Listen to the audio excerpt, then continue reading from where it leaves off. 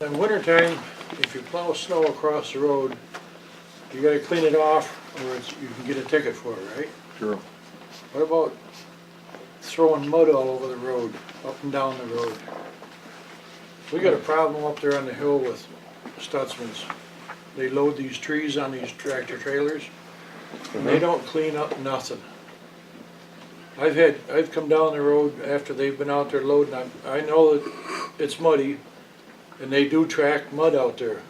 But I've come down the road and had mud hit the bottom of my car underneath, because they don't clean none of it. They leave an awful mess. They've got probably, They could take a shovel or something. I mean, they got all kinds of equipment. Scraper. And I think somebody's gonna have an accident sooner or later, Oil is doing it. They up probably on should just, Pennsylvania Hill they there. probably should just go over their way and leave all the mud over there. But still, Yeah, now they loaded trees up there today, and they come down the road and it's muddy.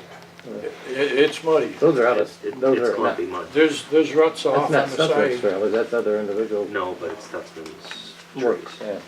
They're loading the Are they trucks. I gonna mean, pay to I know they anything? can't help it, I can, but you know, it's this time of year where, you Yeah. know, But, it's, they ought to have some way to at least clean the worst of it off the road. I mean, they can't clean it all off, I understand that. But somebody's gonna have an accident, and we get 3 or 4 dirt bikes go up by there every day, going over to Bishopville. One of them guys hit some of that, and there's gonna be an accident. Yeah, good point. And them guys, when they're loading them, you know, I come down by today, of course, I know they was there. They'll be standing alongside them trailers, and they'll back right out across the road in front of you. They don't pay attention to the traffic, which I guess it's their fault if they get hit. Another thing I wanted to explain, my daughter bought a house here in Arkport. I was talking to you before about the flood insurance. Oh, yeah, She won't even tell me what the flood insurance is gonna cost her. really. She won't even tell me. Did the village notify anybody around here that they had a meeting yesterday at 3 o'clock with some guy from the flood? Oh, really? I never Oh, yeah. heard that. I got a call. I don't know. Clerk called me. She won't, I haven't talked to anybody in the village yet. Well, they supposedly had a meeting over here in the village hall yesterday afternoon at 3 o'clock with somebody on flood insurance. I don't know, but she won't even tell me what it's gonna cost her for the flood insurance. Of course, I didn't go, so.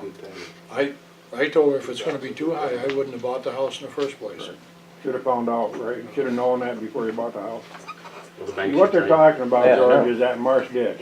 Yeah, I've lived in Arkport 72 years. I lived right next to the marsh ditch, and I have never never seen it seen that flood. run over. Never. Well, Nope. she was up to the house on my computer up there checking her bank accounts and stuff. And she was checking with FEMA, trying to get some information out of them. And she got all done, and I said, punch in my address. I'm at almost 1,800 feet up in the air, and I'm in a low floodplain. Yeah. 1,800 feet in the air. That makes a lot of sense, They just want your money. but that's all I Yeah. wanted to say. Very good, George, thank you. Doesn't mean I'm tributary. All right, gentlemen. Thanks,